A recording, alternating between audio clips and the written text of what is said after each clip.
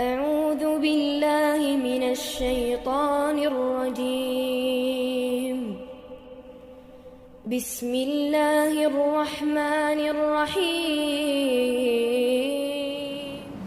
بسم الله الرحمن الرحيم. السلام عليكم ورحمة الله وبركاته.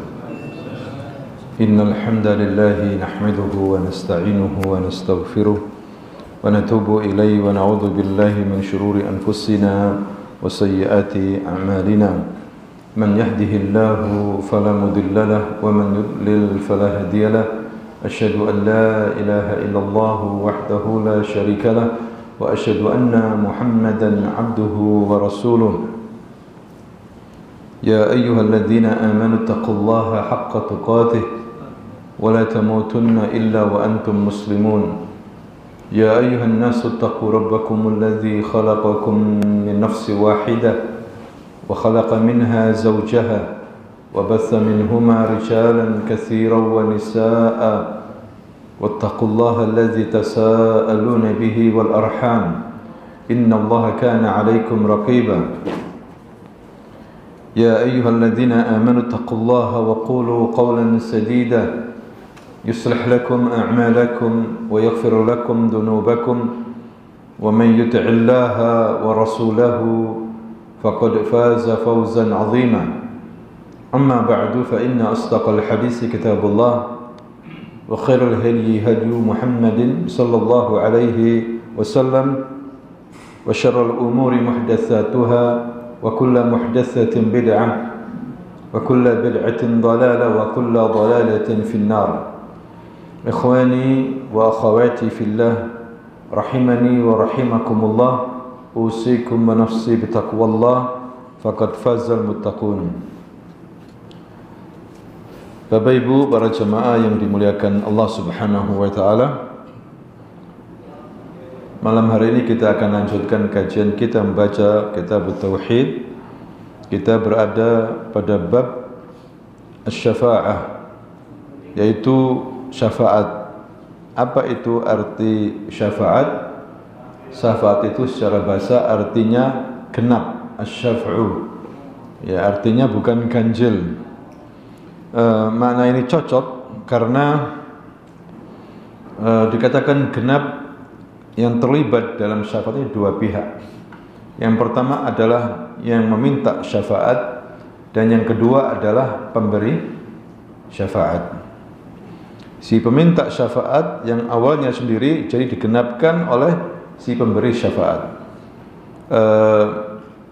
Syekh Muhammad bin Abdul Wahhab menulis bab syafaat ini ingin membantah orang-orang musyrikin atau orang-orang yang mengaku kaum muslimin yang melegalkan perbuatan syirik dengan dalih syafaat.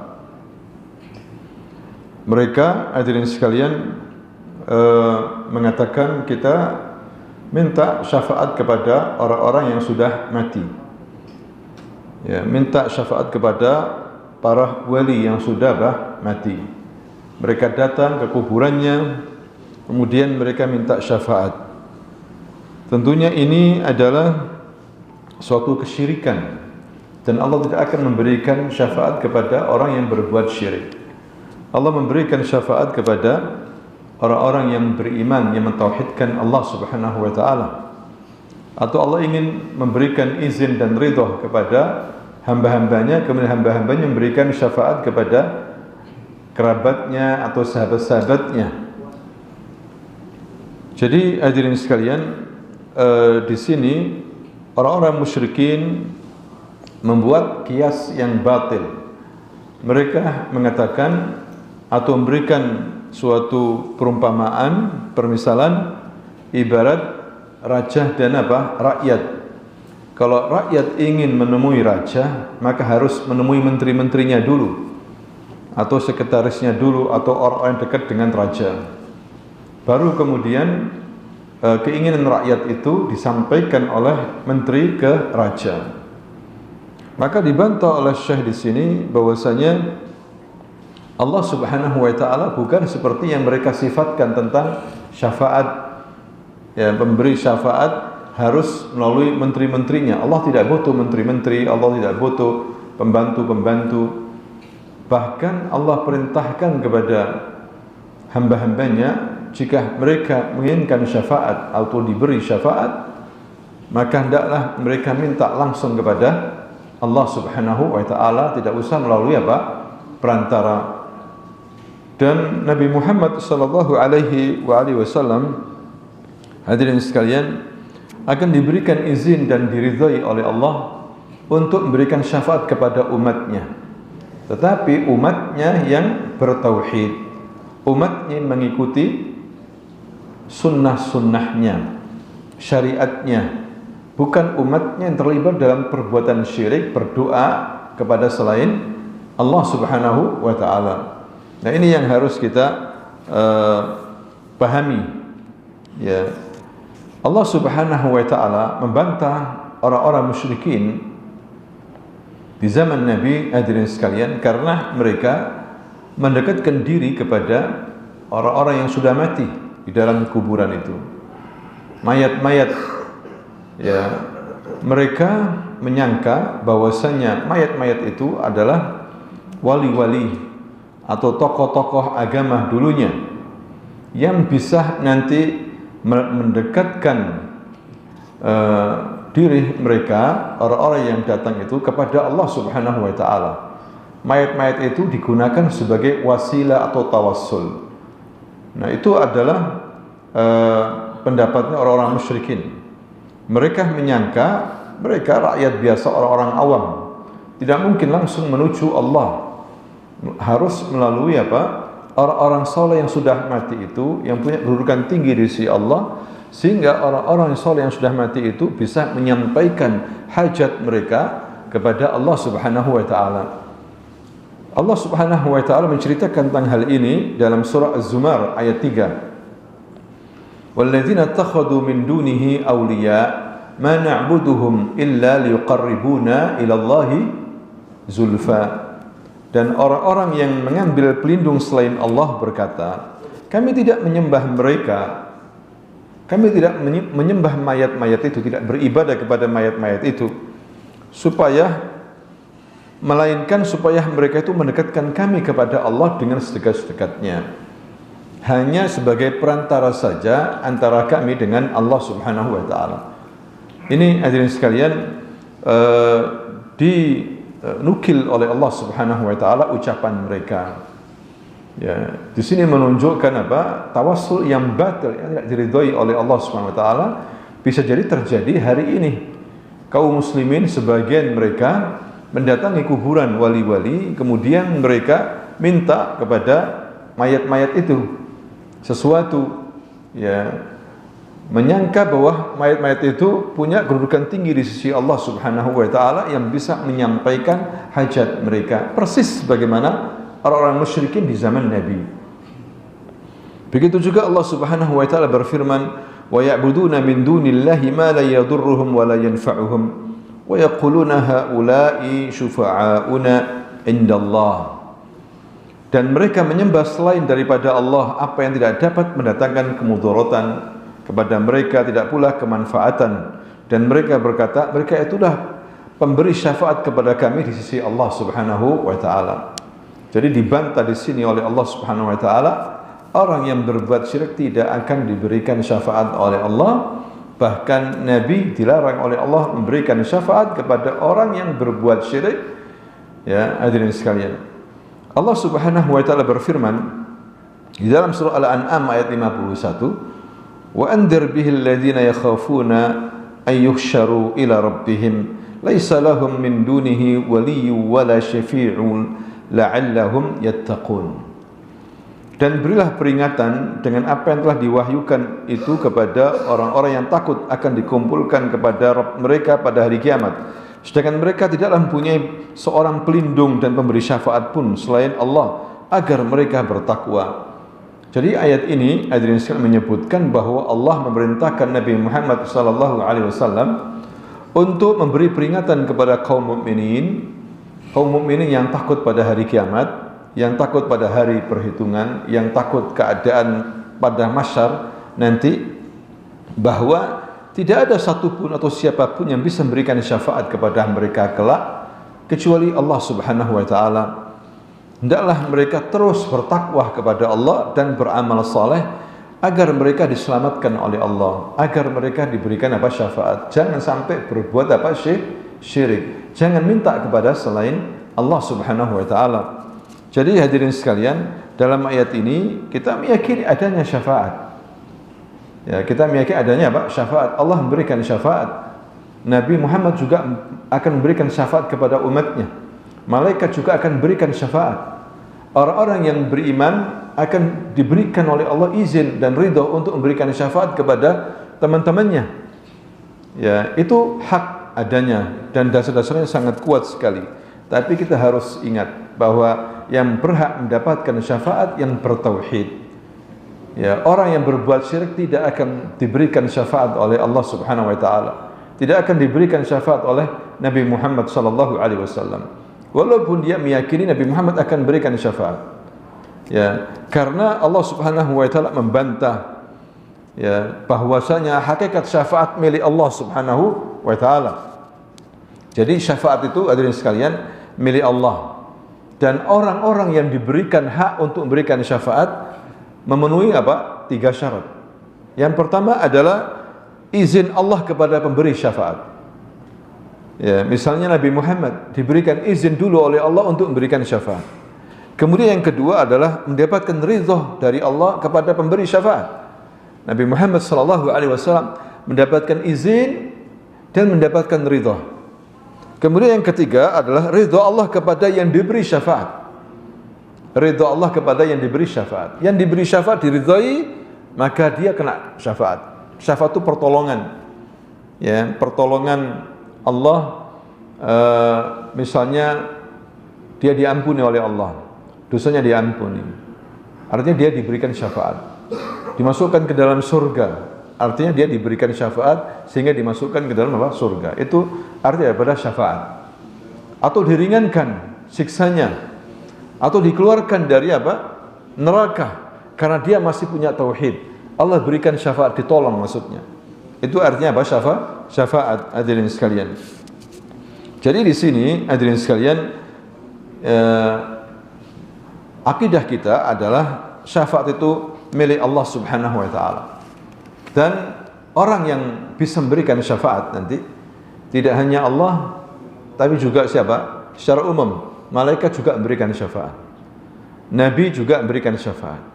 Orang-orang beriman memberikan syafaat, tapi malaikat, nabi dan juga orang-orang beriman ketika mereka memberikan syafaat harus mendapatkan izin dan ridha dari Allah Subhanahu wa taala.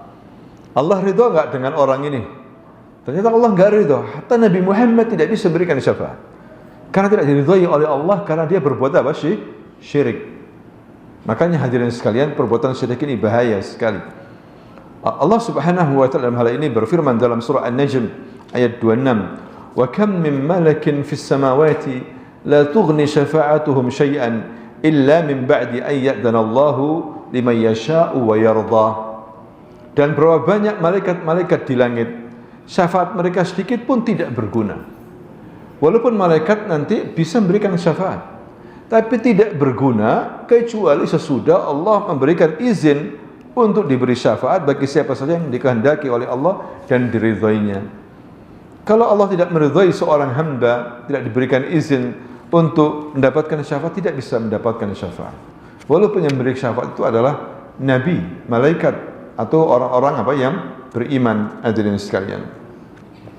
Jadi di sini pertama hadirin sekalian yang bisa kita fahami adalah yang pertama bahwa syafaat hanya milik Allah. Sebagaimana Allah berfirman dalam surah Az-Zumar ayat 44, "Qul lillahi syafa'atu jami'an." Katakan ya Muhammad kepada umatmu, ya milik Allah lah semua syafaat itu. Lahu mulkus samawati wal ard, summa ilaihi turja'un. Kepunyaan Allah lah kerajaan langit dan bumi, kemudian kepadanya lah kita ini atau kamu akan dikembalikan. Kemudian juga hadirin sekalian, yang ketiga adalah Allah Subhanahu wa taala menafikan syafaat. Ya. Allah Subhanahu wa taala akan menolak untuk hamba-hambanya diberikan apa syafaat. Kepada siapa? Kepada orang kafir, kepada orang-orang musyrikin. Tidak berlaku syafaat kepada mereka. Artinya mereka tidak akan ditolong oleh Allah nanti pada hari apa? Kiamat, karena kekufuran mereka. Ketika mereka diajak kepada kebenaran untuk mengikuti Nabi Muhammad SAW, mereka tidak mau, sehingga mereka tidak berhak untuk mendapatkan apa? Syafaat dari Allah Subhanahu wa taala. Ya. Kemudian hadirin sekalian, tentang masalah syafaat ini ada dua kelompok yang mengingkari syafaat. Yang pertama adalah kelompok ahli bid'ah dari kalangan Khawarij dan Mu'tazilah. Mereka mengingkari syafaat untuk pelaku dosa besar. Ya, mereka meyakini, kelompok Khawarij ini, kelompok radikal dalam Islam yang suka mengkafirkan, bahwa orang-orang pelaku dosa besar nanti akan masuk neraka selamanya. Baik itu dosa besar syirik, murtad, atau kufur, atau orang yang berzina, atau orang yang membunuh, itu nanti diancam oleh Allah neraka selama-lamanya. Mereka tidak bisa membedakan antara dosa besar yang sudah kufur, antara dosa besar yang masih belum apa? Kufur. Itu kelompok Khawarij dan Mu'tazilah. Ya, menurut mereka tidak ada syafaat. Allah tidak akan memberikan syafaat kepada penghuni neraka selamanya. Dan Khawarij dan Mu'tazilah, hadirin sekalian, mengatakan bahwasanya pelaku dosa besar di neraka tidak akan mendapatkan syafaat. Beda dengan Ahlu Sunnah wal Jamaah. Ahlu Sunnah wal Jamaah menetapkan hamba-hamba Allah akan menerima syafaat, tapi dengan syarat. Tapi dengan apa? Syarat tadi itu tidak berbuat apa? Syirik, dan harus mengikuti ajaran Nabi Muhammad SAW. Jangan berbuat bid'ah. Ya, karena orang berbuat bid'ah nanti kesulitan. Ya, diceritakan banyak dalam riwayat bahwasanya Allah Subhanahu wa taala pada hari kiamat dan juga malaikat dan seluruh manusia akan melaknat apa? Man amalah bid'atan wa awah muhdisan, amalah hadasan wa awah muhdisan. Dan melindungi pelaku bid'ah. Orang-orang bid'ah dibela, dilindungi, akan dilaknat. Fa'alaihi la'natullah wal malaikati wan nasi ajma'in. Mereka akan mendapatkan laknat Allah dan malaikat dan seluruh manusia. Wala yaqbalallahu sarfan wala adlah. Bahkan ditambahi, kata Nabi, Allah tidak akan menerima dari pelaku bid'ah ini apa? Sarfan wala adlan. Sarfan, kata para ulama, amalan-amalan yang wajib, dan yang kedua adalah apa? Amalan-amalan sunnah. Bahaya sekali, hadirin sekalian. Ya, makanya kita disuruh mengikuti Nabi. Ketika orang tidak mengikuti petunjuk Nabi, berarti dia apa? Melakukan bid'ah dalam masalah agama, bukan dalam masalah dunia. Kalau masalah dunia, hadirin sekalian, Nabi mengatakan antum a'luh bi umuri dunyakum. Masalah orang naik mobil, naik motor, dulu tidak ada zaman Nabi motor, tidak ada mikrofon. Ini bukan bid'ah, ini masalah dunia. Masalah bid'ah maksudnya di sini adalah masalah agama. Ya, bid'ah itu dalam apa? Masalah agama, bukan masalah dunia. Masalah agama ikuti Nabi. Tentang masalah salat, tentang masalah zikir, tentang masalah haji, tentang masalah puasa, ikuti Nabi. Jangan mengada-ngada, hadirin sekalian. Yang tidak ada ajaran dari Nabi jangan diikuti, jangan amalkan, karena itu tertolak. Orang yang mengamalkan suatu amalan yang tidak ada dasarnya dari Nabi tertolak, dihapus sama Allah Subhanahu wa taala. Termasuk bid'ah ini apa? Penghapus amalan saleh, amalan-amalan. Man amila amalan laisa alaihi amruna fahuwa raddun. Barang siapa yang beramal tidak ada perintah dari kami, tertolak. Bahaya sekali, hadirin sekalian. Makanya jangan berbuat bid'ah. Bagaimana caranya? Kita belajar sunnah Nabi yang ada contohnya dari Nabi, ada dasar yang sahih dari Nabi. Jangan asal-asalan saja beramal, tidak ada dasarnya, hanya ikut-ikutan saja.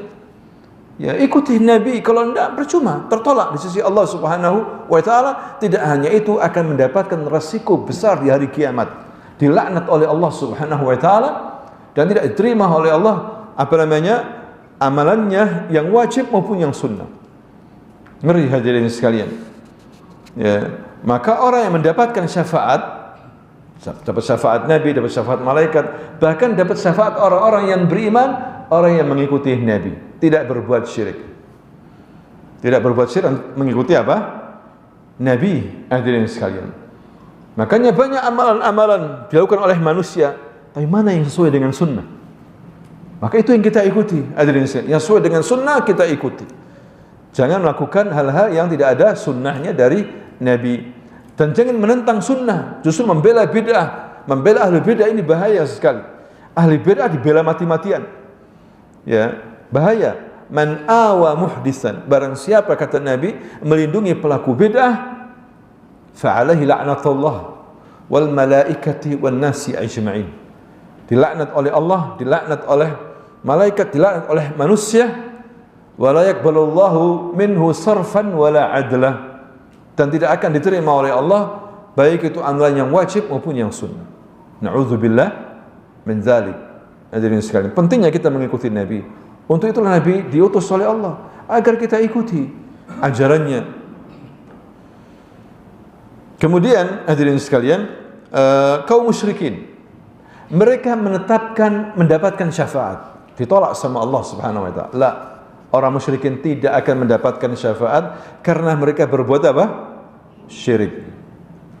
Karena mereka berbuat syirik. Kalau mereka tidak berbuat syirik, masih ada kesempatan untuk mendapatkan syafaat walaupun dia berdosa besar yang tidak masuk dalam kategori syirik dosanya itu. Masih mendapatkan apa?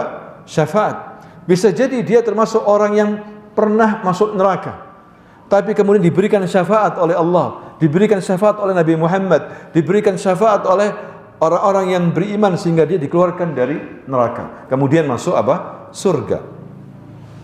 Sebagaimana di sini Rasulullah sallallahu alaihi wasallam bersabda, "Yadkhul ahlul jannah al-jannah wa ahlun nar an-nar." Waktu itu ya orang-orang penghuni surga sudah masuk surga. Orang-orang yang penghuni neraka sudah masuk neraka. Summa yaqulullah ta'ala, kemudian Allah Subhanahu wa taala berkata, "Akhriju man kana fi qalbihi misqala habbatin min khardalin min iman fayukhrijuna minha." Allah mengatakan sekarang keluarkan dari neraka orang-orang yang di dalam hatinya masih memiliki iman walaupun sebesar biji sawi, keluarkan dari neraka. Ya, maka mereka dikeluarkan dari neraka. Ini menunjukkan hadirin sekalian, iman walaupun sedikit ya akan masuk surga, ujung-ujungnya akan masuk surga orang yang beriman. Walaupun suatu hari misalnya dia harus masuk neraka karena dosa-dosa yang dia perbuat. Ya, ada juga yang langsung masuk surga, diampuni oleh Allah Subhanahu wa taala.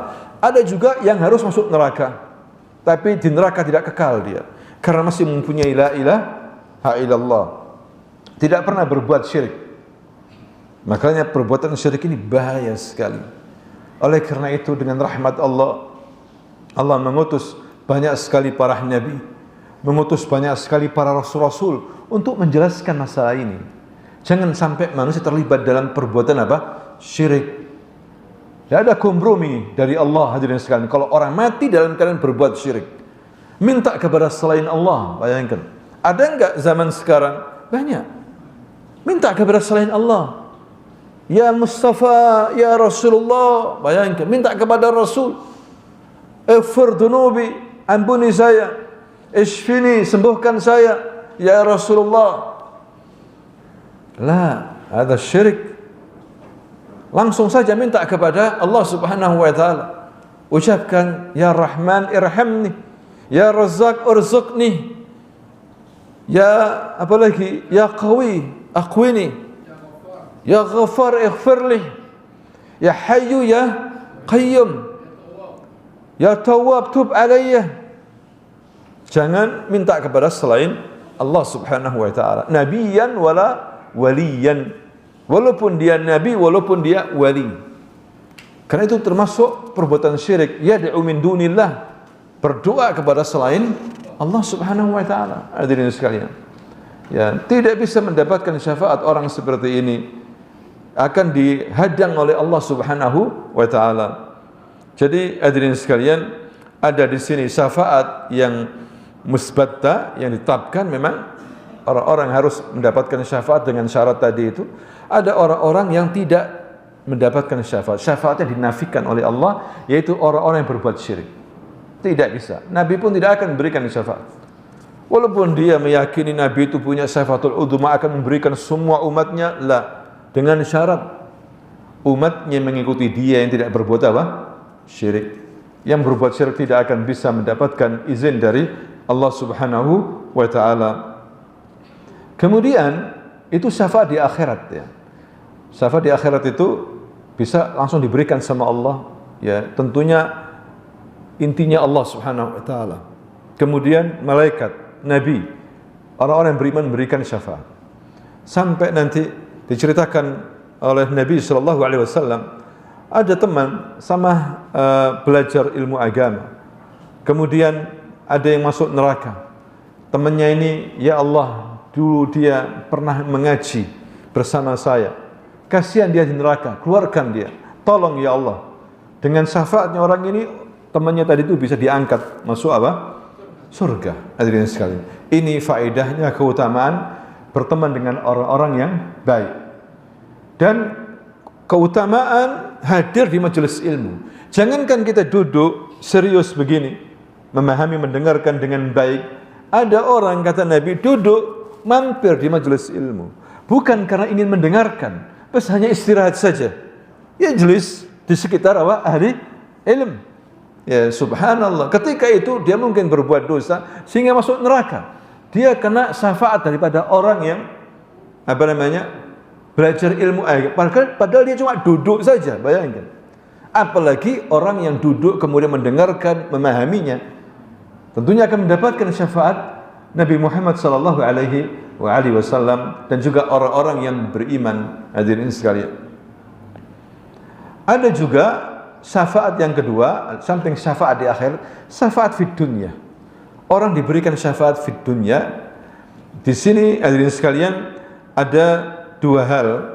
Pada perkara yang hamba mampu melakukannya, pertolongan. Ya, selain pertolongan Allah, ada juga pertolongan dilakukan oleh manusia, menolong saudaranya. Tapi hal-hal yang mampu, ya di dunia, misalnya kita minta tolong sama Pak Polisi karena ada penjahat, agar kita diberikan syafaat, maksudnya itu ditolong. Ya, kita minta tolong pinjam uang kepada saudara kita, hal-hal yang mampu. Tapi tidak boleh kemudian minta tolong kepada hal-hal yang tidak mampu. Ya, misalnya ya Syekh, tolong sembuhkan penyakit saya. Ya Syekh, turunkan hujan, ini sudah panas ini. Berbulan-bulan belum hujan, turunkan hujan. Ini yang tidak boleh, hadirin sekalian. Ya, atau pada perkara-perkara yang mubah saja, bukan perkara-perkara yang memang hukumnya sudah haram, tidak boleh minta tolong. Ya, pernah terjadi di zaman Rasulullah sallallahu alaihi wasallam, ada seorang wanita dari suku Mahzum. Ya, dari suku Mahzum, suku terkenal di Quraisy. Ya, suku terhormat. Ada satu perempuan dari mereka mencuri, sarakat. Maka orang-orang dari keluarganya ini bingung, bagaimana ya supaya tidak dipotong tangannya. Karena dalam hukum Islam orang mencuri dipotong tangannya. Bagaimana ya supaya nanti ngomong sama Rasul meringankan hukumannya. Atau siapa yang berani menghadapi Rasulullah, mengungkapkan masalah ini agar wanita ini lepas dari hukuman. Apalagi dia wanita, kasihan kalau dipotong tangannya. Akhirnya ada yang usul, bagaimana kalau kalian menyuruh Usama bin Zaid radhiyallahu anhuma, karena dia pemuda yang dicintai oleh Rasulullah, dia dan juga ayahnya. Ayahnya namanya Zaid bin Harithah.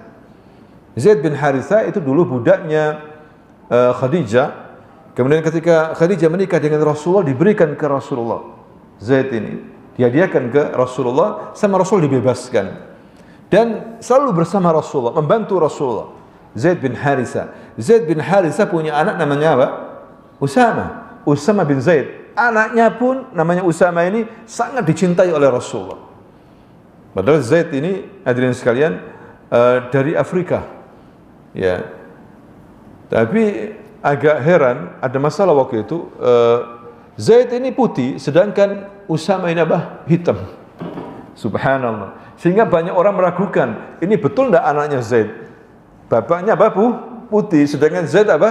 Hitam. Ada memang orang Afrika yang putih ada, tapi kebanyakan apa? Hitam. Ternyata banyak orang akhirnya mencari ya betul-betul nasabnya dia. Ternyata benar, memang dia anak aslinya. Memang Allah Subhanahu wa taala yang menakdirkan. Ada bapaknya putih, anaknya apa? Hitam. Hadirin sekalian. Yang jelas Zaid pun dicintai sama Usama pun dicintai sama Rasulullah seperti bapaknya. Akhirnya orang-orang menyuruh Usama. Kemudian Usama menghadap Rasulullah, "Ya Rasulullah, qad saraqat imra'ah Mahzumiyah dari suku Mahzumiyah. Orang bilang begini-begini ya Rasul, seandainya ada keringanan, kasihan ini wanita." Maka Rasulullah sallallahu alaihi wasallam marah, hadirin sekalian. Rasulullah mengatakan, "Atasfa' fi haddin min hududillah?" Ya, apakah kamu hendak berikan syafaat, pertolongan untuk membatalkan had yang Allah Subhanahu wa taala gariskan, tentukan, hukuman had engkau akan batalkan ya Usama? Maksudnya Usama ditanya, mana akidah, mana iman? Ya seperti itu. Ini sudah masuk dalam hukum hudud. Hukum hudud ya. Maka Rasulullah faham hal ini, Usama hanya utusan saja. Dipanggil orang-orang, dikumpulkan, kemudian Rasulullah berkhutbah. Rasulullah mengatakan, "Ayuhan nas, innama ahlakal ladzina qablakum annahum kanu idza saraqa fihim as-sarifu tarakuhu wa idza saraqa fihim ad-dha'ifu aqamu 'ala al-hadd wa aymallahi law anna Fatimah binta Muhammadin saraqat laqata'tu yadaha." Wahai manusia, sesungguhnya orang-orang sebelum kalian hancur ya dihukum sama Allah karena apa? Karena apabila ada yang mencuri dari kalangan bawah, ada yang mencuri dari kalangan bawah, kalangan mulia, kalau ada orang di antara kalian kalangan mulia, kelas atas ya, mencuri, dibiarkan, enggak dihukum. Dibiarkan, disogok hakimnya, dikasih fulus orang-orang yang menghukum. Wa idza saraka fihim ad-dha'if aqamu al-hadd. Tapi kalau orang-orang bawa, rakyat biasa yang mencuri, ditegakkan hukuman. Jadi tumpul ke atas, tajam ke mana? Ke bawah. Demi Allah, seandainya Fatimah putri Muhammad mencuri, aku akan potong tangannya. Jangankan orang lain, putriku Fatimah mencuri, aku akan potong tangannya. Jangankan apa? Mahzumiyah ini, perempuan Mahzumiyah, walaupun garis keturunan Quraisy ya terkenal, tidak peduli. Harus tegakkan hukum, harus potong tangan. Akhirnya sudah, mereka nggak bisa apa-apa, dipotong tangannya. Dan alhamdulillah dia menerima. Alhamdulillah kemudian sembuh, kemudian bisa menikah. Ya, ada berkah hadirin sekalian. Nah, di sini maksudnya tidak boleh seseorang memberikan pertolongan atau syafaat kepada sesuatu yang sudah digariskan untuk dihukum. Tidak boleh. Misal harus hukum mati, kemudian dibatalkan karena dia punya jabatan, tidak jadi hukuman mati. Karena keluarganya orang atas, keluarga pusat misalnya gitu. Karena orang pusat keluarganya, sehingga tidak jadi hukum mati, tidak boleh. Ya, ini syafaat yang tidak dibolehkan hadirin sekalian. Nah, itulah syafaat fid dunya. Ya, sedangkan syafaat di akhirat sudah jelas ada hadisnya maupun ayat-ayatnya hadirin sekalian, seperti Nabi punya syafaatul uzmah, syafaat yang luar biasa, besar sekali, sebagaimana Allah berfirman, "Wa minal laili fatahajjad bihi nafilatan laka asa ayyab'atsaka rabbuka maqaman mahmuda." Ya, Nabi punya maqam mahmud, yaitu tempat yang terpuji nanti pada mahsyar. Bahkan Nabi hadirin sekalian itu memberikan syafaat kepada penghuni surga agar bisa masuk surga. Orang-orang yang sudah jelas-jelas masuk surga tidak bisa masuk surga kecuali harus mendapatkan syafaat dari siapa? Nabi Muhammad sallallahu alaihi wasallam. Dan juga Nabi hadirin sekalian akan berikan syafaat kepada pamannya, yaitu Abu Thalib secara khusus, agar diringankan hukumannya di neraka. Jadi pamannya Abu Thalib masuk neraka, sudah jelas dasar-dasarnya. Ya, tidak bisa siapapun yang membela, Nabi saja tidak bisa. Hanya saja karena pamannya ini baik, yang Abu Thalib ini, Nabi memohon agar siksanya diringankan. dan siksa neraka yang paling ringan milik Abu Thalib, yaitu kakinya saja yang kesentuh api neraka, tapi otaknya hancur. Ya, kakinya kesentuh neraka, otaknya apa? Hancur. Itu azab yang paling ringan milik siapa? Abu Thalib, karena mendapatkan syafaat Nabi sallallahu alaihi wasallam. Ya. Jadi luar biasa hadirin sekalian syafaat Nabi ini. Bahkan Nabi akan memberikan syafaat kepada umatnya tanpa harus hisab wala azab, langsung masuk surga. Mudah-mudahan kita termasuk ini. Amin. Amin ya rabbal alamin. Jadi Nabi nanti akan berikan syafaat kepada umatnya agar tidak dihisab, tidak dapat azab, langsung masuk surga. Ya, termasuk kita insyaallah. Makanya penting sekali mengikuti sunnah Nabi. Jangan lecehkan orang yang mengikuti sunnah Nabi. Biarkan dia mengikuti sunnah Nabi dalam hal apapun. Ya, dia ingin mendapatkan syafaat Nabi, hadirin sekalian. Ya, justru orang yang tidak mengikuti sunnah Nabi tidak akan mendapatkan syafaat Nabi. Ya, seperti jangankan mendapatkan syafaat, orang yang berbuat bid'ah itu tidak bisa masuk dalam telagahnya nanti di hari kiamat. Telagahnya Nabi. Nabi punya telaga di padang mahsyar, hadirin sekalian, di samping di surga. Ya, jadi orang-orang dari umatnya itu kehausan masuk telagah Nabi, disambut sama Nabi, bahkan digandeng tangannya. Kemudian dikasih minum dari telagah Nabi, tidak haus lagi. Nabi langsung menyambutnya. Kemudian ada orang-orang datang. Nabi mau menyambutnya, tapi kemudian ada suara, "Ya Rasulullah, jangan sambut orang-orang ini. Karena kamu tidak tahu apa yang mereka lakukan." Kata Rasulullah, apa yang mereka lakukan? Mereka berbuat bid'ah. Mereka berbuat hal-hal yang baru dalam masalah agama. Yang tidak pernah kamu ajarkan, mereka melakukan hal-hal yang baru. Nabi langsung marah. Kamu melakukan hal-hal yang tidak pernah aku ajarkan, pergi kalian dari sini. Diusir sama Nabi, sehingga tidak bisa masuk telaganya apa? Nabi, hadirin sekalian. Nah, ini bahaya sekali orang yang tidak mengikuti Nabi, hadirin sekalian. Nah, itulah yang dibawakan di sini oleh Syekh Muhammad bin Abdullah At-Tamimi, membantah orang-orang musyrikin mendapatkan syafaat. Tidak bisa mereka mendapatkan apa? Syafaat ketika mereka berbuat apa? Kesyirikan. Walaupun mereka menyangka atau mereka memahami bahwa orang-orang ini wali, misalnya wali, orang-orang yang beriman betul-betul akan berikan syafaat, tapi mereka tidak bisa mendapatkan syafaat dari wali. Wali tidak bisa karena tidak mendapatkan izin dan ridha dari Allah untuk memberikan syafaat kepada orang-orang yang berbuat syirik. Maka hadirin sekalian, harus kita kenali apa itu syirik, apa itu tauhid. Ya, penting di sini. Ya, jangan kemudian kita menganggap sepele masalah ini. Karena ketika seorang jatuh dalam perbuatan syirik, tidak akan mendapatkan syafaat dari Allah, tidak akan mendapatkan syafaat dari Nabi Muhammad sallallahu alaihi wasallam dan orang-orang yang beriman, bahkan para malaikat pun tidak akan memberikan syafaat karena tidak memenuhi syarat. Ya, tidak memenuhi syarat, yaitu tidak mendapatkan izin dan ridha dari Allah Subhanahu wa taala. Sedangkan orang yang mendapatkan izin dan ridha dari Allah bisa mendapatkan syafaat, yaitu caranya bertauhid, tidak berbuat apa? Syirik. Ya. Makanya Syekh Muhammad bin Abdul Wahhab ini menulis buku penting sekali namanya Kitabut Tauhid. Kitabut Tauhid. Ya, karena banyak di kalangan umat Islam tidak faham, jatuh dalam perbuatan syirik. Terutama pengagungan terhadap para kuburan-kuburan. Ya, orang-orang saleh yang dianggap wali, dibangun kuburannya, kemudian mereka datang ke situ, kemudian mereka mengusap-ngusap kuburan itu, berdoa di kuburan itu. Ya, kalau datang ke kuburan untuk ziarah, maka itu sunnah. Hanya sekedar apa? Ziarah kubur, mendoakan si mayit agar apa?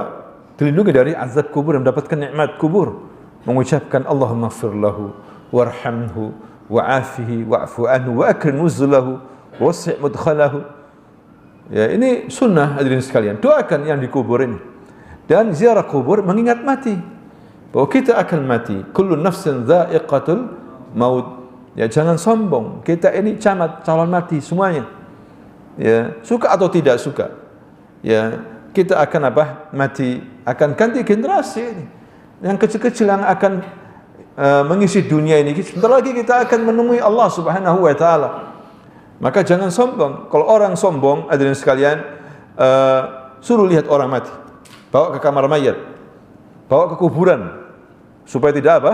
Sombong. Suruh ingat mati. Bahwa kita akan mati. Dan bekal yang paling baik adalah takwa kepada Allah Subhanahu wa taala. Wa tazawwadu fa inna khairaz zadi taqwa. Berbekallah, jangan enggak berbekal. Perjalanan kita masih jauh ya menuju akhirat.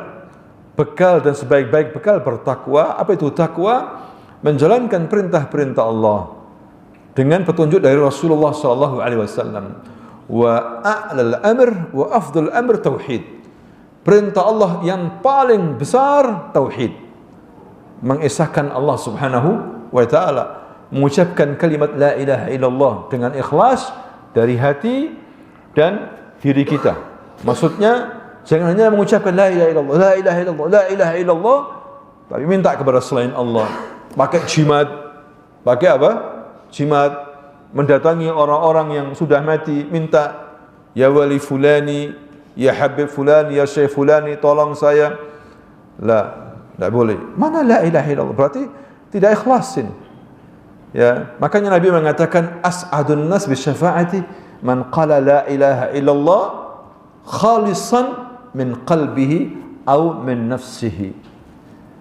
As'adun nas, orang yang paling bahagia yang bisa mendapatkan syafaatku nanti pada hari kiamat, man qala la ilaha illallah, orang yang mengucapkan la ilaha illallah khalisan min qalbihi au min nafsihi. Ikhlas. Lawan kata ikhlas apa? Syirik. Jangan sampai syirik.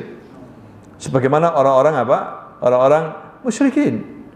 Ditolak sama Allah ibadah mereka karena masuk dalam kesyirikan. Mereka ini ahli ibadah, orang Arab hadirin sekalian. Mereka haji, mereka tawaf, mereka salat, ya, mereka mengucapkan talbiyah. Tapi sisi lain mereka minta kepada selain Allah. Ini yang tidak diinginkan oleh Allah Subhanahu wa taala. Jadi Allah inginkan kita ini hanya menyembah Allah, berdoa hanya kepada Allah. Dan di antara ibadah yang paling besar doa. Jangan sampai diselewengkan kepada selain Allah. Ya, wala tad'u min dunillah ma la yanfa'uka wa la yadurruk. Jangan sampai kamu minta berdoa kepada selain Allah yang tidak bisa memberikan manfaat maupun apa? Mudarat. Doa kepada Allah Subhanahu wa taala. Makanya orang yang paling sesat di dunia ini adalah ketika dia berdoa kepada selain Allah. Ya, berdoa minta kepada selain Allah Subhanahu wa taala. Jadi hadirin, ini peringatan. Ya, bukan masalah radikal dan sebagainya. Tidak radikal. Ya, orang yang beriman itu. Ya, jangan sampai kita minta kepada selain Allah, itu saja. Ya, karena banyak di antara umat Islam minta kepada selain Allah. Ya, lihat para sahabat di saat mereka bertauhid, mereka bisa mengalahkan Romawi dan Persia. Ya, dan Rasul tidak butuh pasukan banyak-banyak. Yang penting bertauhid. Tapi di saat umat Islam kalah, kita periksa akidah kita. Ya, kita periksa lingkungan sekitar kita. Masih ada syirik, masih ada bid'ah. Inilah kekalahan, hadirin sekalian. Itulah kehinaan. Tidak bisa menang.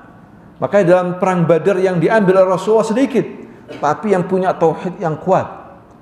Ya, kalau ada yang masih pakai jimat, berjihad, tidak mungkin menang. Hadirin sekalian, masih belum paham la ilaha illallah, masih belum tauhid yang kuat, tidak mungkin menang. Ya, karena umat Islam pasti kalau dalam jihad itu menang. Tapi dengan syarat harus apa? Bertauhid. Jangan sampai berbuat apa? Syirik. Jangan sampai terlibat dalam perbuatan bid'ah wal khurafat. Ya, apalagi bekerjasama sama Rafidah, sama orang-orang Syiah. Orang Syiah banyak berbuat kesyirikan. Tidak mungkin perjuangan akan menang. Habis umat Islam.